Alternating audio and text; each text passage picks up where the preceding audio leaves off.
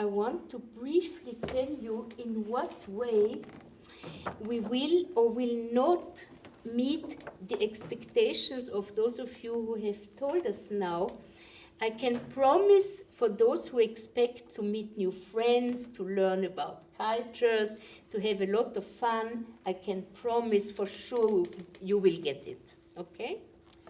But I also want to say that you're going to do hard work in the peace camp, because a peace camp is not a holiday camp.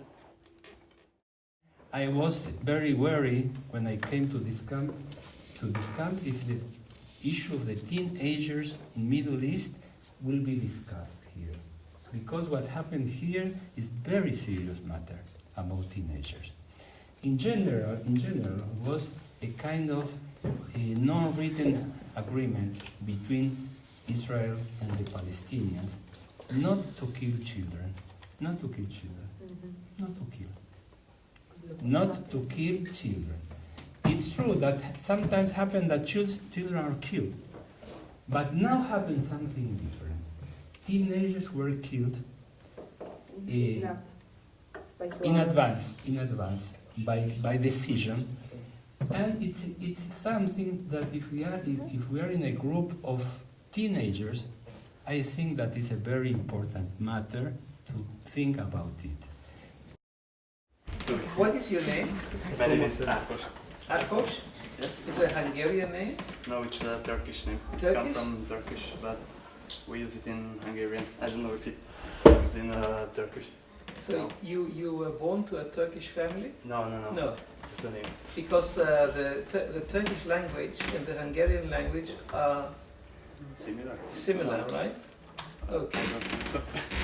Okay. So tell us about yourself. Okay, it's me. So first friends of and all, family is in friends your and heart. family is more important than Yes. anything in Okay. my life. I think a lot about my future, so I want to be an engineer, and I try to do anything for this. So I'm preparing for university, technical university.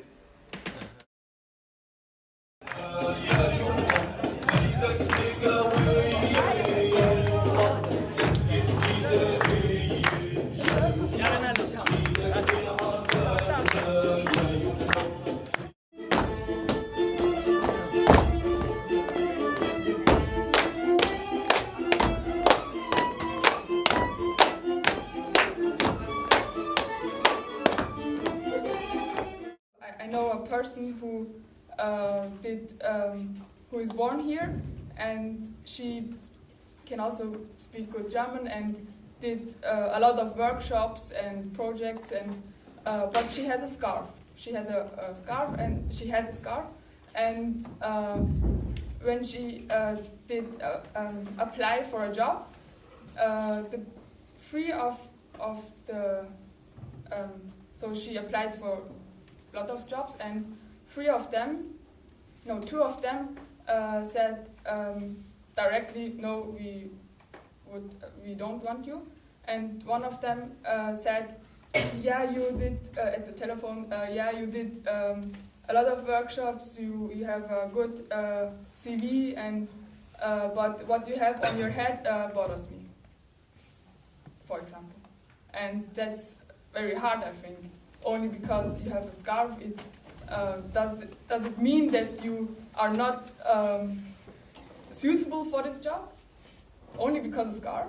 Is it not important what you have in your head and not on your head? We are having a mission. We are in the year 2054, and our scientists and computer engineers are developed so many technologies where the human race is so well developed technologically that we have the ability to produce a new human being. So my idea is that this human being must be open for compromises, because I think that in every conflict there is at least two sides, and each of the sides have their own feelings, their own opinion, and they have to find a solution by compromises, by find a way which is good for each of the sides. So I think this is really important.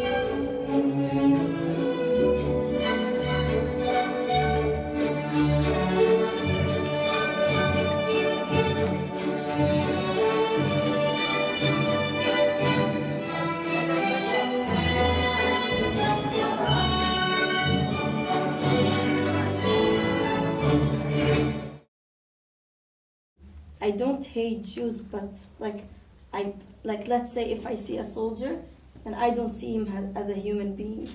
I mean, maybe his mother will see him as a human being. He is a human being and he has feelings and everything. But to me, because of how much we suffer because of these soldiers, when I see a soldier, I see a soldier. That's it. I don't see anything like except a soldier, because that's what he is for me. When I hear somebody say collectively about a group, I do not consider this group as human beings. This sentence scares me to death.